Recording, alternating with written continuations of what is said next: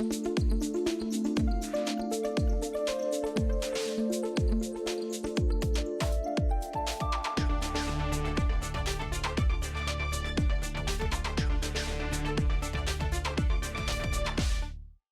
política nacional de educação digital. É o que prevê projeto aprovado por unanimidade pelos deputados. E como se daria a implementação dessa política? A pandemia escancarou o abismo digital no Brasil, onde 20% não tem nenhuma conexão e onde escolas públicas simplesmente pararam as aulas por falta de internet, aparelhos e treinamento dos professores.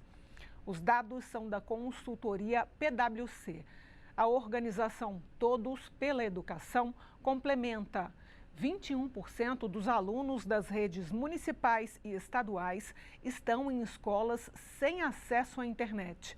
O Expressão Nacional debate se a Política Nacional de Educação Digital seria o começo para diminuir esse abismo entre cidadãos conectados e, às vezes, com muitos limites, e os desconectados. Eu sou Aline Machado e tenho o prazer de receber, pela internet, a autora da proposta de lei, deputada Ângela Min, do PP de Santa Catarina, também é integrante da Frente Parlamentar da Educação e vice-presidente da Comissão de Ciência e Tecnologia. O deputado Pedro Uczai, do PT de Santa Catarina, presidente da Frente em Defesa do Plano de Educação. Gilson Schwartz, professor em Economia do Audiovisual da ECA, a Escola de Comunicação e Artes da USP, a Universidade de São Paulo, e criador do Grupo de Pesquisa Cidade do Conhecimento, do Instituto de Estudos da USP. E Fábio Seni, mestre em Comunicação pela Universidade de Brasília, a UNB, e coordenador de pesquisas do Centro Regional de Estudos sobre Desenvolvimento da Sociedade da Informação. Nós começamos agora o nosso debate. Muito obrigada pela presença virtual de todos. Eu gostaria, antes de começar, chamar um trechinho de um filme que eu assisti lá em 2017. O filme foi produzido nos Estados Unidos e se chama Eu, Daniel Blake, tradução I, Daniel Blake. Ele venceu o prêmio Palma de Ouro do Festival de Cannes de 2016, é dirigido por Ken Loach e o incrível ator Dave Jones. Vou pedir para rodar. Clique em contato com a Central de Empregos. E aqui está, pedido de auxílio. Tá Clica certo. 2 vezes aqui. Tá bom. Aí rolamos a página até o final para continuar. Pronto, aqui está o seu formulário. Leve o mouse para cima da tela, clica aqui e coloca o seu código postal. Leva o mouse pra cima. Isso. Tá. Não. Não? Não, assim não. O que você precisa é levar a flechinha. Flechinha? É. É um ótimo nome pra isso. Quando você mexe o mouse, está vendo a minha mão? Tá, certo. Olha a minha mão. Certo. É, ele mexe assim, né? Pode continuar? Tudo bem, tudo bem. Você começa daqui, entendeu? Tudo bem. Agora é por sua conta, tudo bem? Certo. Jesus.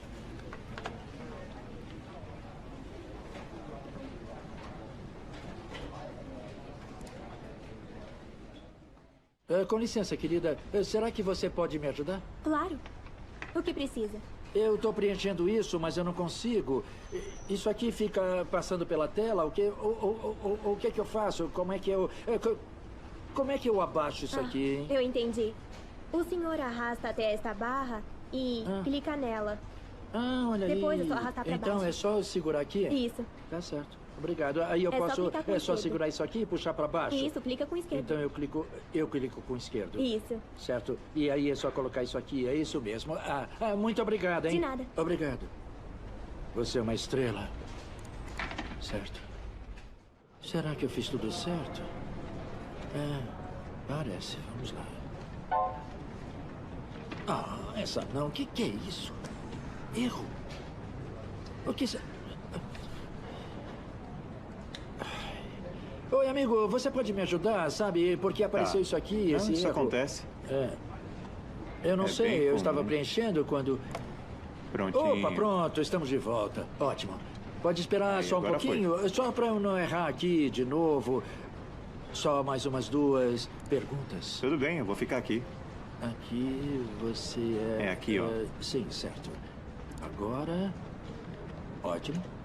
Aí, Ok. pode continuar que vai dar certo assim. Certo, tudo bem. Isso. Boa. Mas nada Me dá acontece. só um segundinho aqui, espera um pouquinho. Mas não tá mexendo, tá vendo? Deixa eu Não tá tentar. mexendo isso aqui, ó. Deixa eu tentar uma Aqui, vez. pega. Isso me deixa maluco. O que é que eu fiz agora, hein? Parece que travou. Travou? É. E consegue destravar? Não, não consigo. E o seu tempo acabou. O quê? Seu tempo acabou. Meu tempo acabou? Desculpa, amigo. Ai, desculpa mesmo, viu? Eu vou deixar você em paz, tá? Ai, Jesus. Eu escolhi esse filme porque ele ilustra um público no Brasil que é o público dos desconectados. Adiante no programa a gente vai falar sobre pesquisas que dividem o público brasileiro da internet em 2 tipos ou 4 tipos. Basicamente, os desconectados, sem nenhum tipo de conexão, são das classes D e E e são as pessoas mais velhas, como é o caso do nosso personagem no filme. Daniel Blake, ele faz o papel de um marceneiro que tenta sacar os benefícios na aposentadoria e, em parte por conta da burocracia, não consegue. E a outra parte é realmente o assunto do programa Expressão Nacional de hoje, que é a digitalização ou digitação, né? Como se dá o nome ao processo de que as pessoas precisam estar informatizadas. Eu começo, então, pela deputada Ângela Amin, que é autora da lei. Deputada, eu vou ler só a primeira frase, porque a primeira frase já dá todo o mote do projeto. A senhora quer colocar no Brasil uma política de inclusão digital e o objetivo é garantir que toda a população tenha acesso às tecnologias digitais para obter informações, comunicar-se e interagir com outras pessoas. Como que essa lei vai ser implementada? Se um estudo, por exemplo, há vários estudos, mas o estudo da Locomotiva, Instituto Locomotiva e consultoria PwC mostram que 33 milhões de brasileiros não possuem nenhum acesso à internet, o que corresponde a 20% da população brasileira com mais de 16 anos. Essa é uma situação real, né? Mas que a Câmara dos Deputados, eu posso dizer o Congresso Nacional, trabalhou, né? E isso faz parte do primeiro item do nosso trabalho, do projeto de lei, né? Dentro dos eixos estruturantes, que é a inclusão digital, né? Muito pouco nós vamos avançar se nós não tivermos os eixos estruturantes habilitados, né, implantados para que realmente possamos avançar. Eu considero de fundamental importância essa colocação, né, e dizer que o Congresso Nacional evoluiu, né, tanto no projeto de lei garantindo a conexão com as escolas, né, fazendo com que o edital 5G garantisse também a conexão com a escola 5G no município onde ele for implantado. E 4G, aí numa parceria com o Ministério da Agricultura, pudesse levar a conexão na escola também. Então, com relação à infraestrutura, foi muito trabalhado nesse período. Mas nós não podemos deixar de reconhecer a importância, né, do profissional da área da educação ser habilitado para esse novo momento e que ele não venha a ser um desses agentes do filme em que a tecnologia está à sua disposição, vários programas à sua disposição e ele não tem o conhecimento necessário, a preparação adequada para utilizar e fazer com que a visão da educação tenha outro formato. Nós temos que ter a escola conectada, a possibilidade real de fazer com que o aluno na sua casa tenha a conexão para a continuidade desse estudo, Mas se nós não tivermos esse profissional da área da educação habilitado, muito pouco vai adiantar todo esse esforço, né, da verdadeira conexão, da inclusão digital na sociedade. E aí, voltando a esse filme, eu questionei exatamente o avanço do eGov durante esse período, eu acho que é positivo, mas muito pouco nós podemos avançar se esse cidadão não estiver preparado para utilizar os mecanismos que estão à sua disposição em todas as faixas etárias. Então, deixar bem claro que o projeto de lei tem 5 eixos estruturantes, que é a inclusão digital, a educação digital na escola, quer dizer, depende da conexão e do profissional habilitado para utilização dos programas que estarão à nossa disposição, a qualificação digital não só do profissional e aí do cidadão como um todo, a especialização, a oportunidade de especialização na área digital e a pesquisa digital, fazer com que o nosso aluno entenda a importância da pesquisa para fazer com que ele tenha um conhecimento adequado para o enfrentamento na utilização das tecnologias que estão à nossa disposição. Começa em casa, começa no meio em que ele vive, na escola e principalmente no mundo do trabalho.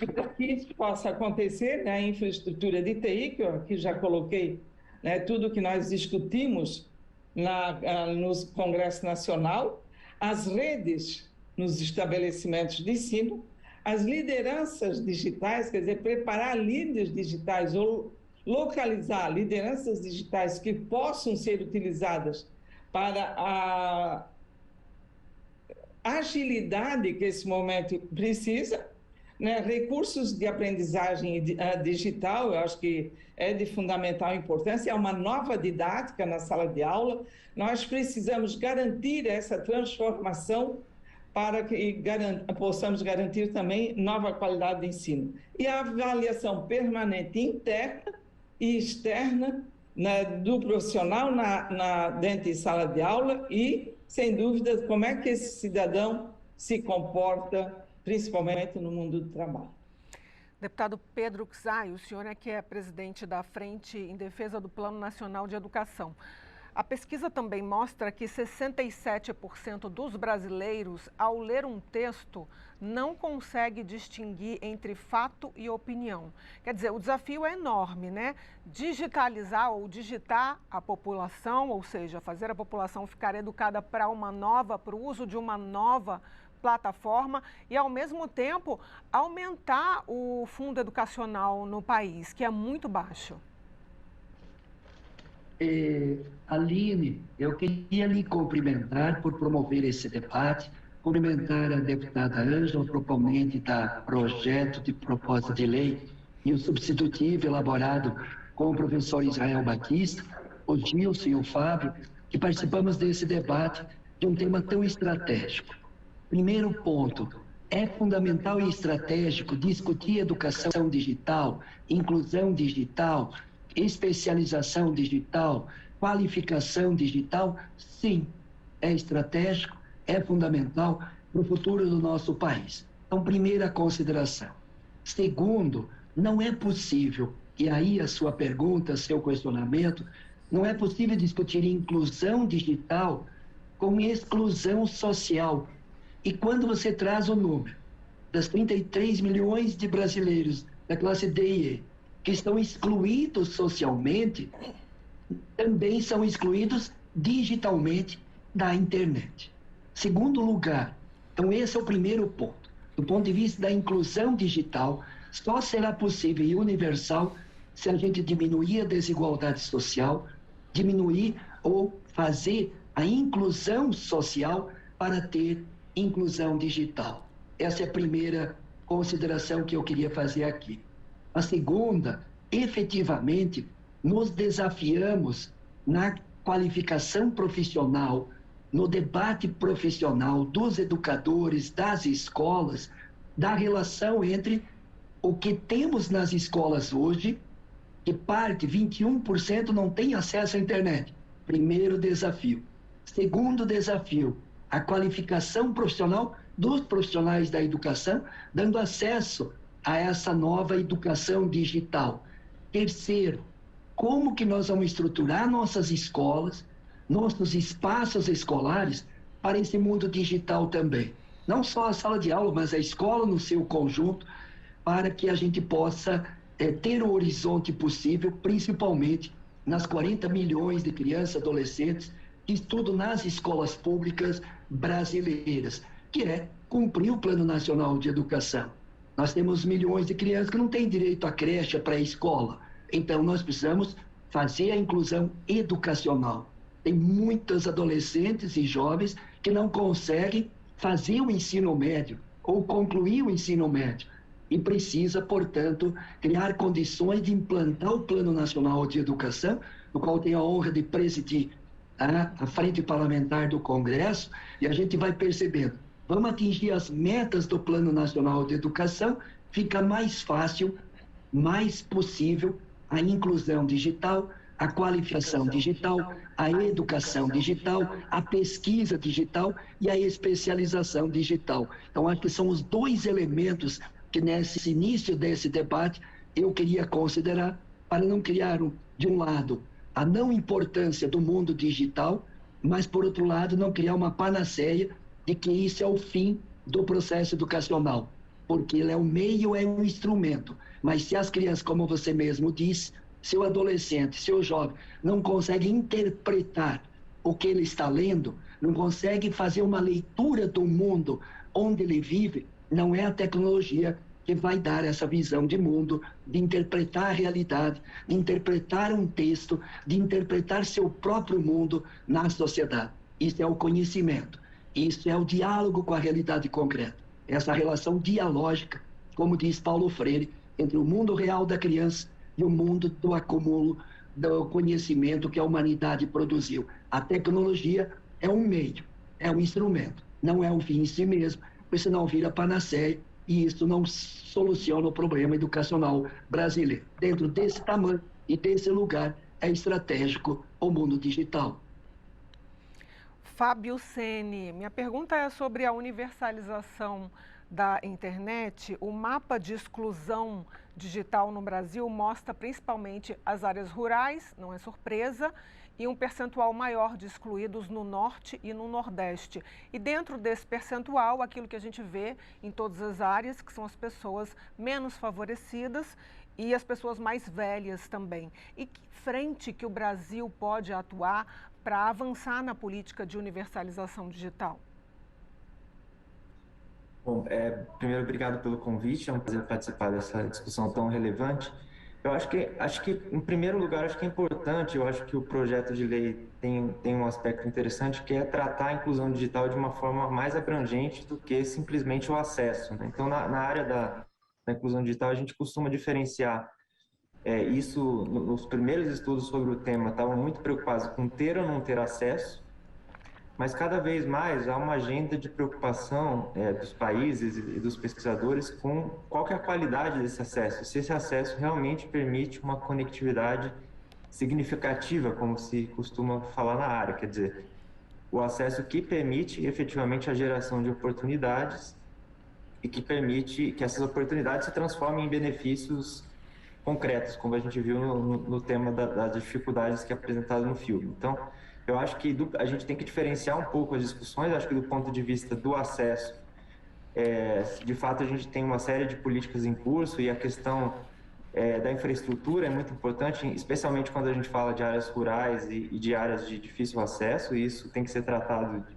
com políticas de conectividade específicas, mas mesmo em localidades com conectividade, como os grandes centros urbanos, a gente tem a exclusão de segundo nível, né? Que é aquela exclusão daqueles que têm algum acesso, mas que têm um acesso ou de má qualidade ou que não garante a possibilidade de fazer atividades recorrentes. Então, a gente viu durante a pandemia problemas com a conectividade impactando principalmente a manutenção do estudo e da possibilidade de trabalho remoto, né? O trabalho remoto foi feito em menores proporções entre as populações mais pobres.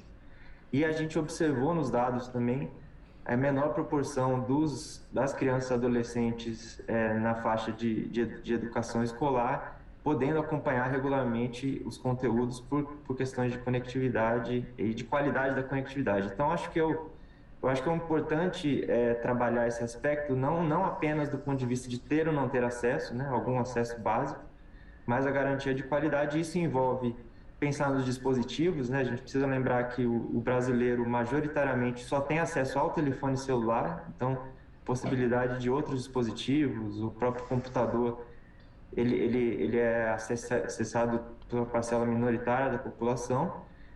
Pensar na qualidade, na recorrência da conectividade, né? Não basta ter conectividade só em alguns espaços na escola, mas cada vez mais a conectividade em casa é fundamental, né? Para a continuidade dos estudos. E eu acho que, para terminar, acho que a questão não dá para tocar, o problema é bastante complexo e bastante diverso, então eu acho que ele exige políticas abrangentes e integradas, né? Então, a questão das pessoas idosas, né, as pessoas com maior faixa etária, é fundamental, porque elas realmente têm, como a gente viu no filme, né, aspectos específicos de menor experiência no ambiente digital e que exige políticas específicas para vencer esses aspectos. A gente mostra a gente mostra nas nossas pesquisas que o governo eletrônico entre os jovens já chega na faixa dos 80% dos indivíduos realizando alguma atividade de governo eletrônico, mas ele ainda chega perto da metade entre os de mais de 60 anos, ou seja, então a gente tem uma barreira grande para vencer quanto à possibilidade desse cidadão também ter acesso às oportunidades online. Gilson Schwartz, uma pergunta sobre o mercado de trabalho no Brasil. O Instituto Locomotiva diz que o setor de tecnologia, somente esse setor, vai demandar quase 800 mil novos talentos de 2021 a 2025. Dado que o desemprego é alto no Brasil e as pessoas não estão, em parte, capacitadas para serem encaixadas aqui, que políticas que o Brasil poderia adotar de agora em diante? Aline e todos que participam desse programa, acho que é histórico, esse projeto de lei aprovado, é um momento histórico. Mas eu tenho um viés de economista. Então, a gente está falando de política de educação digital, eu queria dar um passo atrás, talvez, e pensar na economia política do digital. Vamos lembrar, bom, primeiro que a coisa da inclusão digital, essa preocupação com a inclusão digital, ela existe já aqui no Brasil há uns 25 anos. É a idade da internet. Nós já está se falando de 5G, internet 5.0, Web 3. Olha quanto que já evoluiu. A gente precisa se perguntar por que ao longo de 25 anos, nós estamos falando de vários governos, mais à esquerda, mais à direita, mais ao centro, quer dizer, parece que há um consenso de que o digital é muito importante, várias medidas já foram propostas e adotadas, e a situação é essa calamidade que a gente observa 25 anos depois. Por que será? Essa pergunta que eu quero trazer é uma pergunta de economia política, porque se a gente olhar com perspectiva histórica, a gente vai observar uma coincidência entre a chegada da internet e a privatização das telecomunicações e uma ausência completa de conexão entre as políticas de educação, de cultura e de telecomunicações. Houve ao longo desses anos, houve esse esgarçamento, uma espécie de deterioração da ideia de que é preciso um plano integrado, onde o governo faça a sua parte, o setor privado faça a sua parte, e assim por diante. Mas o que houve? Houve uma privatização. Mas vamos lembrar, vou aqui trazer a nossa memória um político, foi ministro, né? Muita gente ainda deve lembrar, pelo menos os mais velhos vão lembrar, né, do Sérgio Mota, que era uma figura importante ali no PSDB, foi ministro das Telecomunicações. E eu lembro muito bem, já tenho idade, mas é só o pessoal estudar um pouco da história, vai ver que naquela época, quando se propôs a privatização das telecomunicações, já no bojo dessa internet chegando, né, todo mundo percebendo que ia mudar tudo. Naquele contexto, foi proposto um fundo de universalização dos serviços de telecomunicações, o FUST. Pois entrou ano, FUST, cujos recursos são arrecadados em cima do faturamento justamente dessas empresas privadas que vieram para explorar um novo mundo. É uma mudança completa na economia política global, né? Em tudo, a gente está vendo, a internet entra em tudo. Então, naquela época, houve essa presença de espírito, digamos assim, de espírito público. Olha, vamos privatizar, mas estamos criando um fundo para que seja garantida a universalização. O que aconteceu ao longo de 25 anos? Não houve essa universalização. Os dados estão aí para comprovar. Então, eu acho que falta realmente um compromisso. Eu não estou falando desse ou daquele governo, porque é um período bastante longo.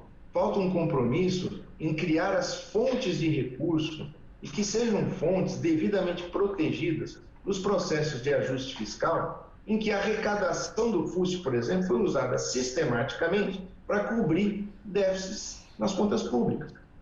Então, quer dizer, o Brasil, eu acho que entre muitos países do mundo onde se, inclusive, formulam boas políticas, boas ideias, é um campeão de, digamos assim, um certo desleixo na hora da execução, porque não se garantem os recursos, não se garantem os instrumentos, então fica muito bonito. O Brasil, por exemplo, é elogiadíssimo, o marco civil, né? Tem o marco civil da internet e tudo mais, e, no entanto, nós não escapamos a essa transformação digital, mas que, no final das contas, ela acaba servindo muito mais para colocar o cidadão brasileiro na posição de um consumidor de serviços, aliás, caríssimos, né? Quer dizer, toda a internet migrou praticamente para o telefone celular, né? E são tarifas, não só tarifas muito altas na comparação internacional, como o FUST e outras modalidades de arrecadar para garantir a redução da desigualdade são deixadas ao léu. Quer dizer, são fontes de recursos importantíssimos que acabam não contribuindo para que essa privatização seja uma privatização, vamos dizer assim, saudável, sustentável, né? Eu lembro muito bem, né, todo mundo sabe disso, quer dizer, as reclamações, as empresas de telecomunicações sempre foram campeãs de reclamações. Onde é que está o marco regulatório? Onde é que está a ação pública para garantir a inclusão nas escolas? Eu mesmo já participei de pesquisas, indo ali no chão da escola para ver o que acontece, né? Então, muitas vezes é instalado o equipamento, né? O professor também muitas vezes está treinado, está informado, mas a banda é muito estreita, né? Isso quando funciona. Eu visitei escolas que tinha todo o equipamento instalado, só não tinha conexão para a internet. Vimos recentemente aí, no Ministério da Educação, um episódio absolutamente dramático, trágico, né? De tráfico de recursos. Para quê? Para botar kits de robótica nas escolas. Quer dizer, não dá, quer dizer, a gente precisa ter transparência, governança, regulação, políticas públicas que identifiquem as fontes dos recursos e garantam que o Ministério da Fazenda e da Economia depois não vai chegar, vai pegar aquele recurso para cumprir uma meta de ajuste fiscal e deixar a população simplesmente à mercê, né, de preços, né, de tarifas de telecomunicações altíssimas e que acabam dificultando numa hora de crise, como a gente viu na pandemia, né? Qual era o aluno de escola pública em condições de participar, né, das atividades, né, usando um telefone com conta pré-paga, né, com taxas muito altas? Então, eu quero chamar a atenção para o nosso desafio econômico, né, de economia política, de política econômica. Não é possível entender a internet como fenômeno mundial sem entender que em todos os países onde ela dá certo, existem políticas públicas muito fortes atuando, e digo mais, não só políticas públicas em geral, mas políticas industriais, científicas, tecnológicas, que valorizam a universidade, né? Porque a gente sabe que a própria internet, onde é que ela nasceu? Nasceu nas universidades americanas.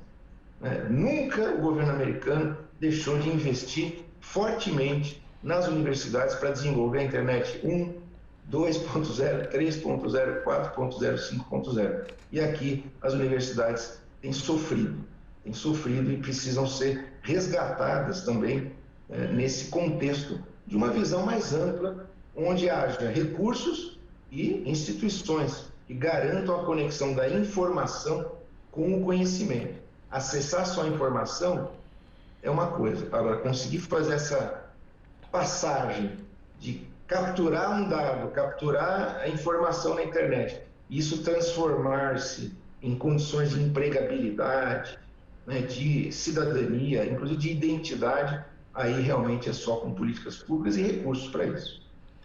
Chegaram algumas informações da internet, comentários para a deputada Ângela Amin, vou resumir 2, de Ana Cláudia Donner Abreu e Patrícia de Sá Freire. Ana Cláudia, parabéns, deputada Ângela Amin, tema precursor. E de Patrícia Sá Freire. Acredito que não oferecer tecnologia é a permanência das crianças na exclusão. Vou pegar esse gancho aqui, deputado, e fazer a minha pergunta. Hipoteticamente, digamos, estamos na era do 5G. A gente sabe que o 4G ainda não chegou nem lá na ponta. Mas digamos que o acesso à internet esteja hoje universalizado. Como se dará o treinamento desses professores? Eu gostaria de agradecer a pergunta, mas aproveitar também o momento para responder, né, um pouquinho, principalmente ao professor Fábio Gilson. Nós avançamos em termos de recursos esse mandato, né, com um projeto de lei específico para conexão às escolas. O leilão 5G, pela primeira vez, é um leilão não arrecadatório, e sim, o fruto, 20% apenas vai para o governo, o restante será aplicado e deverá ser aplicado, aí cabe a nós todos fiscalizar, na melhoria da rede, na melhoria das conexões. Então, essa preocupação hoje. Por isso a importância da Política Nacional de Educação Digital, para que ela determine, né, as linhas importantes para essa evolução, transferindo aos estados e municípios também as suas atribuições. E quando nós falamos em recursos, né, não só o antigo Fundef, Fundeb, o segundo Fundeb, né, além dos outros projetos que buscam a melhoria da qualidade de ensino, se nós não tivermos a capacidade de investir no profissional da área da educação, se nós não tivermos a capacidade de fazer com que as nossas escolas tenham a conexão, e esse trabalho é um trabalho, eu tenho aqui o último levantamento de Todos pela Educação, 41% dos alunos têm conexão do ensino médio, estou falando do ensino médio. Né? Nós temos 50% dos alunos que têm conexão através da televisão. Né? E nós temos, né, em termos de acesso ao celular, 68%. Então, se nós tivermos a capacidade de fiscalizar, né, a aplicação do FUST, que eu acho que é fundamental, né, nós derrubamos a possibilidade desses recursos serem contingenciados, eles venham efetivamente serem aplicados, e principalmente a consciência dos administradores públicos municipais, estaduais e o governo federal da necessidade dessa infraestrutura adequada para a área da educação. O movimento maior que nós recebemos e a pressão maior que nós recebemos no Congresso, pós-pandemia, é dos administradores pedindo para adiarmos aquilo que é obrigatório investir na área da educação, e principalmente os prefeitos, né? E outros profissionais colocando que tem escola que não tem luz, não tem água. Utiliza esses recursos que não foram utilizados no período da pandemia na área da educação para garantir a melhoria da infraestrutura, da água, da luz, do acesso à internet. Então, é a falta também de consciência, né, dos gestores como um todo nessa importância. A universidade deve ser grande parceira. Eu cito aqui a Patrícia foi minha colega do curso de mestrado e doutorado na Universidade Federal de Santa Catarina, assim como a Ana foi. É onde nós construímos um novo momento de conhecimento. E lembrando aqui, muito bem colocado, mais de 50% dos dados hoje disponíveis para o cidadão foram criados nos últimos 2 anos. Mas de nada adianta nós termos esse dado se nós não tivermos a capacidade de transformá-lo em informação, conhecimento e aplicá-lo. A partir do momento em que nós conseguimos aplicar esse conhecimento, passa a ser sabedoria. E que nós podemos aqui colocar, com muito orgulho, o Estado de Santa Catarina foi o que mais cresceu na oportunidade de emprego nesse período pós-pandemia. E se nós tivéssemos pessoal habilitado e preparado para enfrentar o mundo do trabalho no nosso estado. Esse indicador seria ainda minimizado porque nós não tivemos a capacidade, e aquilo que mais eu defendo é preparar o cidadão para esse novo mundo do trabalho. A escola tem que abrir. A escola, o professor dentro da escola tem que ser o indutor do conhecimento, co-criar o conhecimento junto com o aluno. Eu cito como exemplo, quando eu fiz o ensino de 2º grau, o patamar onde estava o professor, ele tinha um degrau com a mesa e o quadro negro, e muito pouco isso modificou. O professor tem que estar junto com o aluno, co-criando o conhecimento, ser o indutor do conhecimento. Ter a habilidade e o preparo para que ele possa induzir o aluno a pesquisar, e pesquisar muito. Sem pesquisa, nós não vamos evoluir. Então, é uma nova visão do profissional da área da educação em sala de aula, e o que eu lamento muito, a partir dessa discussão do projeto de lei no Congresso, que eu ainda recebi muitos WhatsApps e e-mails questionando o projeto de lei, quer dizer, mostra que ele nem sequer leu o projeto de lei, e aí vem a história do fake news, dizendo que eu estava querendo retirar o profissional da área da educação e trabalhar em EAD. Isso não é verdadeiro. Nós queremos um profissional habilitado, preparado para esse novo mundo da educação e, principalmente, uma educação para preparar melhor o nosso aluno em todo o contexto da sua convivência, inclusive para o mercado de trabalho. Deputado Pedro Ksai, em relação às escolas públicas, a gente viu que a pandemia foi um choque de realidade.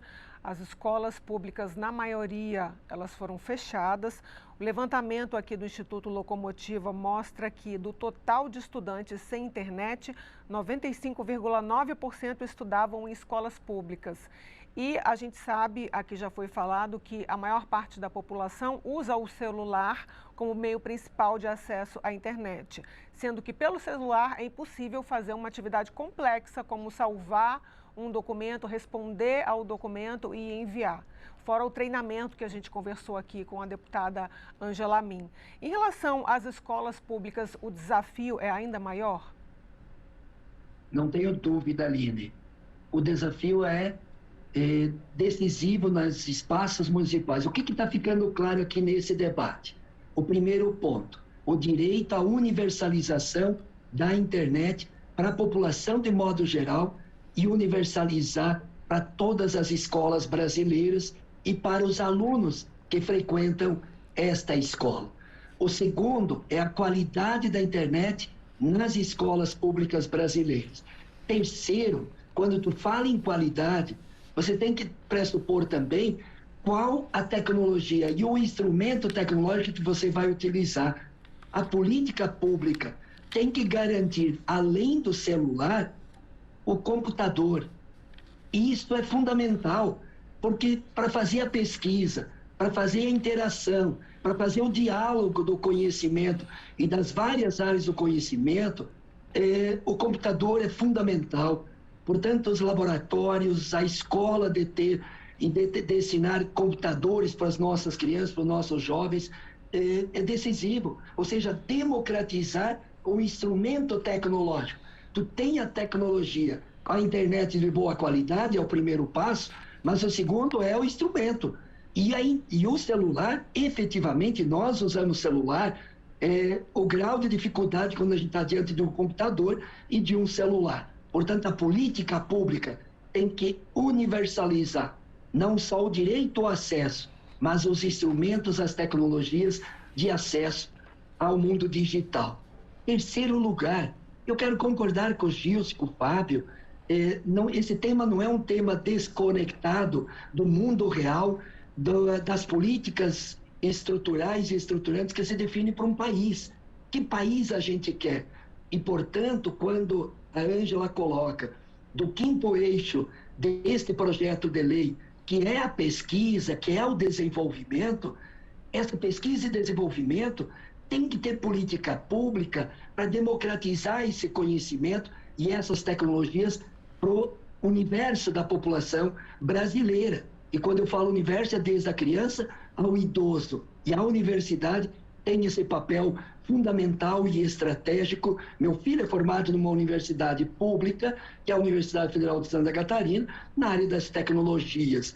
E portanto, acompanham dentro da minha casa essa relação e o grau de dificuldade quando eu chego na escola pública, Aline, a distância muitas vezes que há. E, portanto, a denúncia de colocar dinheiro público para garantir o direito universal ao mundo digital, aos instrumentos e às tecnologias, a equipar as escolas públicas é o ponto fundamental.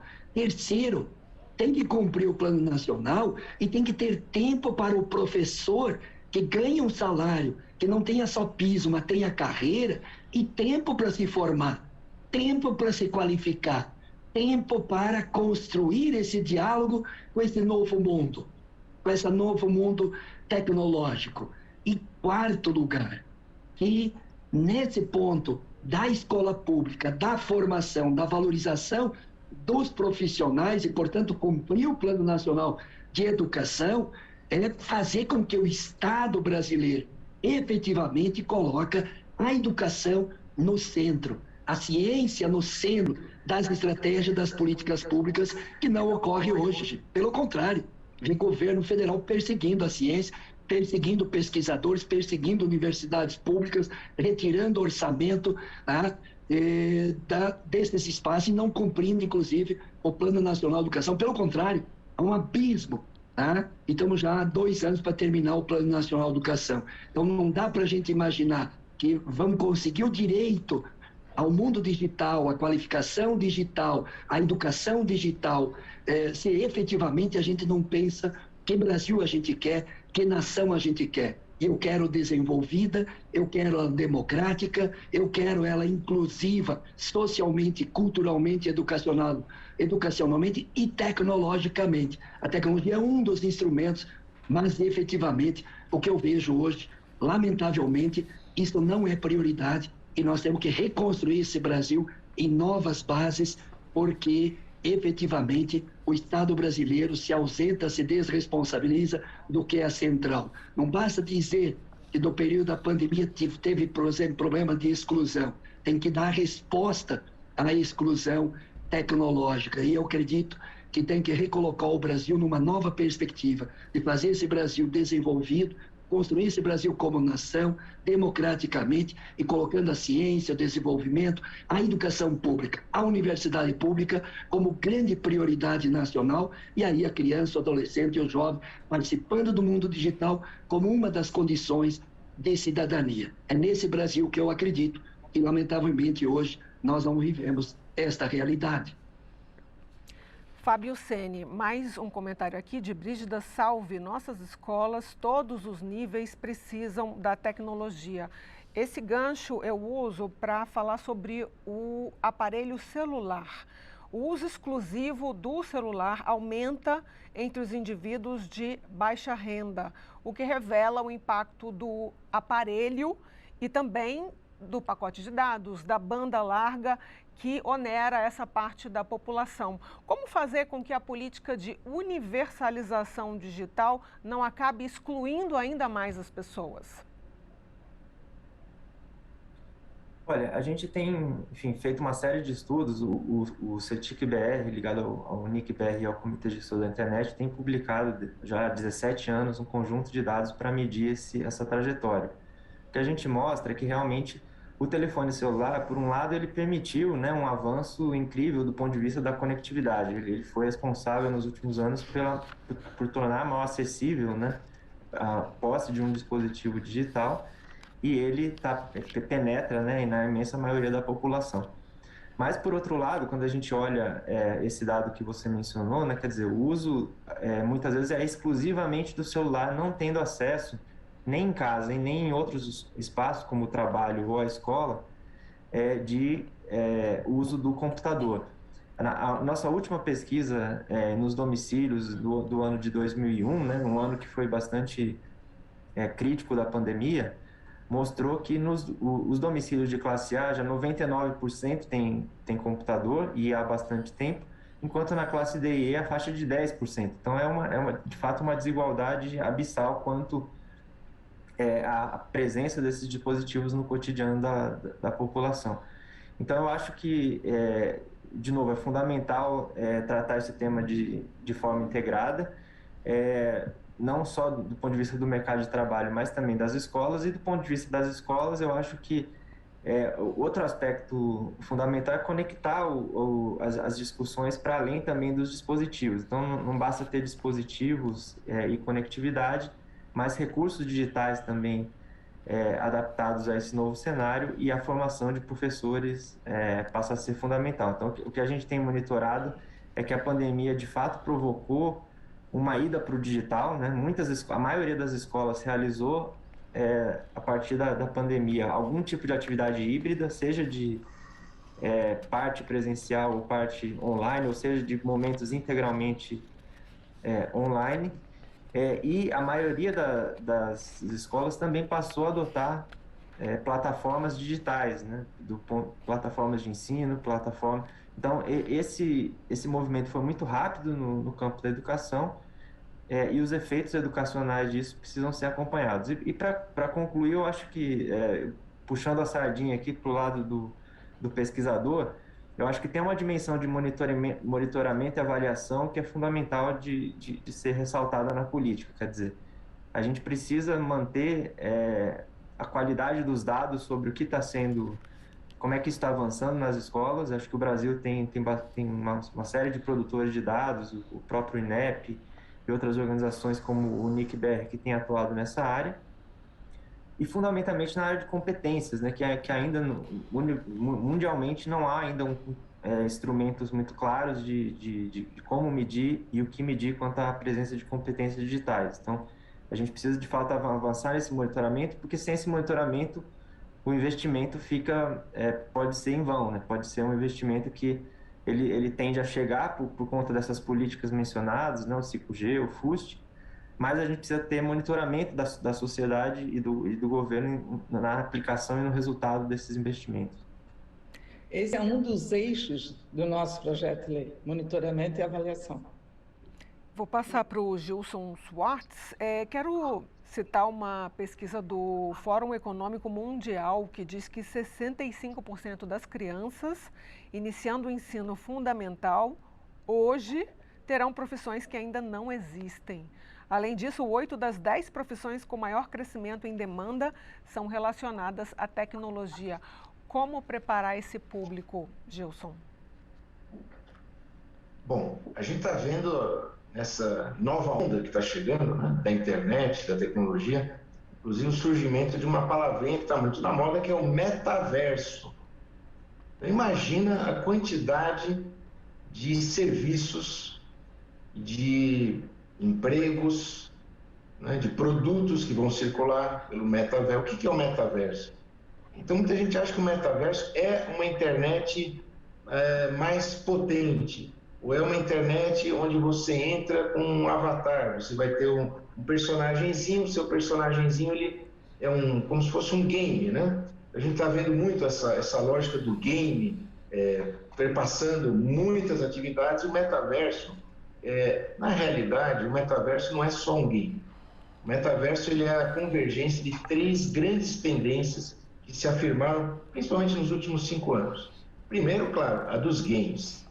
Qual é a criança que não está jogando um game? A gente vai, às vezes, uma praça, ou num restaurante, em algum lugar, você vê a criançada totalmente absorvida num jogo, né? Ou numa mídia social. A segunda grande tendência, grande transformação da internet recente foram as mídias sociais, né? E a terceira é uma palavrinha complicada, mas que está cada vez mais presente, que é blockchain.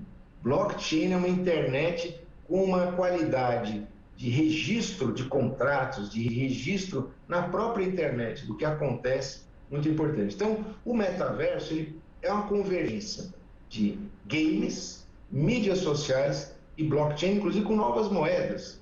Começou com Bitcoin e hoje tem mais de 9.000 moedas circulando pelo mundo.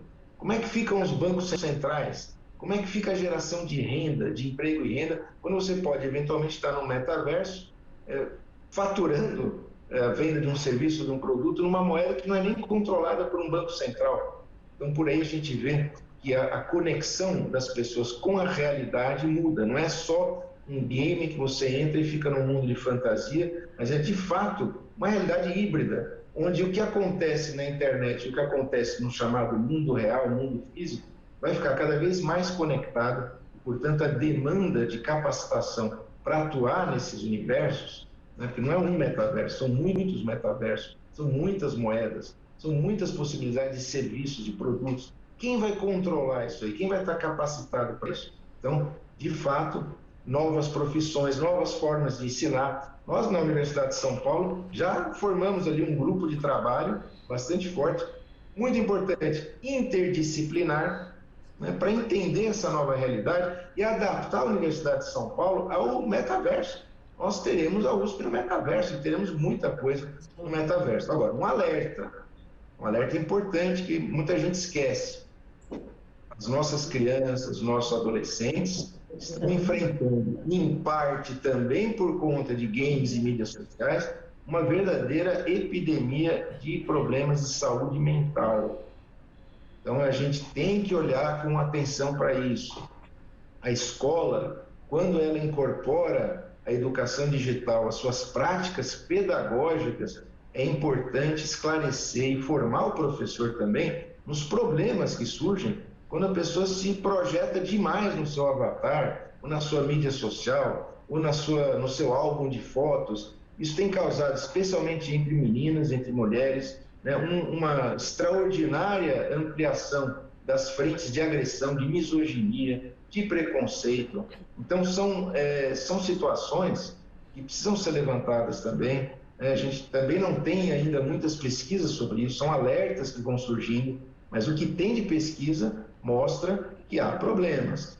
E nos mercados onde há regulamentação e há preocupação com a saúde mental, isso é muito, muito importante ser trazido. Outra coisa, muita gente entra, às vezes, em ambientes como esses, né? Quer dizer, você começa a, assim, de certa forma, borrar a fronteira entre o que é público, o que é social e o que é pessoal, privado e até íntimo. As pessoas não têm consciência do quanto a sua vida íntima é colocada, digamos assim, num nível de visibilidade ou até de acesso que traz riscos inclusive para a segurança das pessoas. Então, é importantíssimo lembrar que a internet é sensacional, é uma transformação irreversível em todas as áreas, mas também tem problemas de saúde mental, e aí o próprio professor, o próprio profissional da área de medicina, de saúde, também vai ter que se ajustar. E as escolas vão ter que abordar as questões psicopedagógicas de uma maneira inovadora, de uma maneira que leva em consideração que, às vezes, o bullying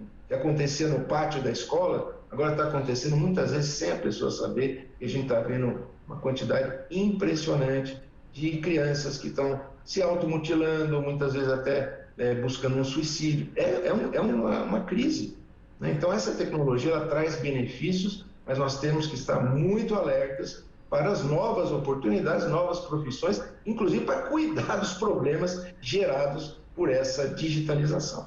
Gilson, você já deu assunto para mais 3 expressões nacionais. Muito obrigada, Gilson Swartz, professor em Economia do Audiovisual da ECA, a Escola de Comunicação e Artes da USP. Conversei também com Fábio Sene, mestre em Comunicação pela Universidade de Brasília. conversei com a autora da lei que quer universalizar a política de comunicação digital no Brasil, de educação digital no Brasil, Ângela Amin, do PP de Santa Catarina. Muito obrigada. E conversei com o deputado Pedro Uczai, do PT, também de Santa Catarina, que é presidente da Frente em Defesa do Plano Nacional de Educação. De novo, agradeço a presença virtual de todos e agradeço a sua presença que sempre nos acompanha ou de casa ou na internet ou até pelo aplicativo no celular. A gente se vê no próximo Expressão Nacional. Muito obrigada.